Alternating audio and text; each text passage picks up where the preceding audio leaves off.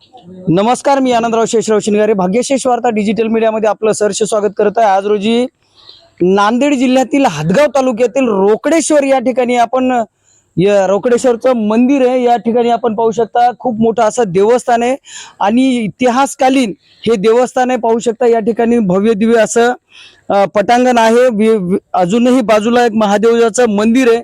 या ठिकाणी काठी एक मोठासा झेंडा आहे आणि यावर्षीच या मंदिराचा जीर्णोद्धार झालेला आहे.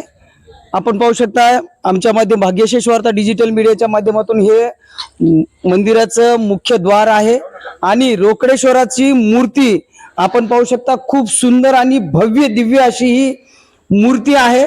आपण पाहू शकता खूप सुंदर असं हे मंदिर बांधकाम करण्यात आलेलं आहे. नवगतच हे मंदिराचं बांधकाम करण्यात आलेलं आहे. पंचक्रोशीतील सर्व भक्तांनी यासाठी प्रयत्न केलेले आहेत. या ठिकाणी पाहू शकता भव्य दिव्य अशी ही मूर्ती भाग्यशेष वार्ता डिजिटल मीडियाच्या माध्यमातून आपण पाहू शकताय.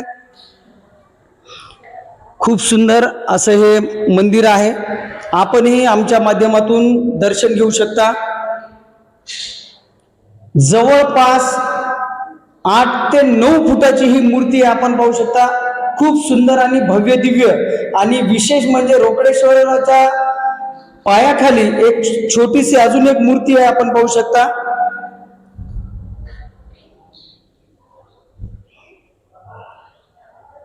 नांदेड जिल्ह्यातील हदगाव तालुक्यातील हे मंदिर आहे.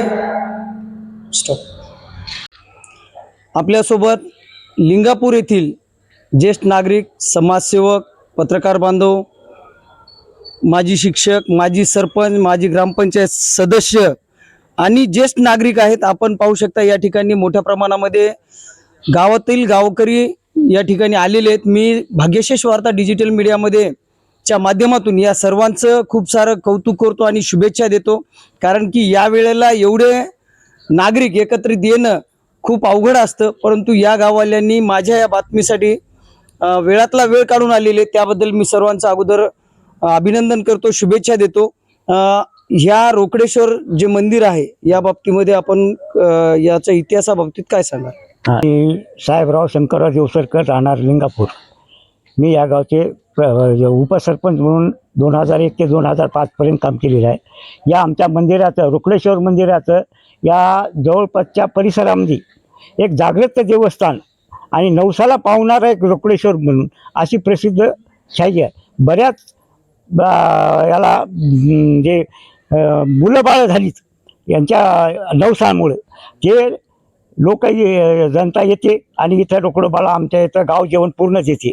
असं आमचे आतापर्यंत चरित्र चालू आहे. आपण सविस्तर माहिती काय द्या? मी बळीराम धोंडबाराव देवसरकर, लिंगापूर, सध्या तंटामुक्ती अध्यक्ष आहोत.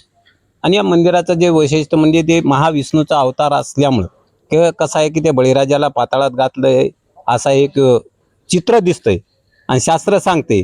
यानुसार हे जे मंदिराचं बांधकाम झालं, पहिल्यान पुढं होते, पुन्हा पाठीमागं नेलंय, पुन्हा आणखी लगेच 9-10 फुटानं 14 फुटानं जवळपास पाठीमागं घेऊन खाली खड्डा करून एवढं मंदिराचं बांधकाम गावाल्याच्या सहकार्यातून आणि गावाल्याच्या निधीतून एवढं सगळं काही उभारण्यात आलेलं आहे. हे खूप काही पुरातन मूर्ती असल्यामुळं खूप 9.5 फुटाची मूर्ती उंची आहे, पाषाणाची आहे. बरंचसं फिरलं पण एवढी मूर्त दिसलेली नाही. एक खूप काही मोठी मूर्त आहे की ही जी मूर्ती आहे 9.5 फुटाची अखंड आहे का? त्याच्यामध्ये अखंड आहे, अखंड आहे. कुठंच हे नाही. आम्ही 2-3 वेळा बाजूला किरण काढून सुद्धा बाहेरून काढून तिकडे त्या ह्याच्यावर केली, स्टील बेड केलंय, सिंहासन केलंय आणि त्याच्यावर त्या मशीननं नेऊन ठेवलेलं आहे. एवढी मूर्ती, मोठी मूर्ती जवळपास कुठं आहे का किंवा तुमच्या नजरेत पाहिली आहे? नाही, आतापर्यंत मी बरंच उत्तर प्रदेश फिरलोय, इकडं रामेश्वर पर्यंत गेलोय, महाराष्ट्र दर्शन बरेच वेळा केलं, पंढरपूरची दरवर्षी वारी करतो, पण कुठंच एवढी मूर्ती अशी पाषाणाची आढळलेली नाही किंवा कुठं भेटलीच नाही. आपण पाहिले या ठिकाणी या गावचा इतिहास खूप मोठा आणि जुना आहे.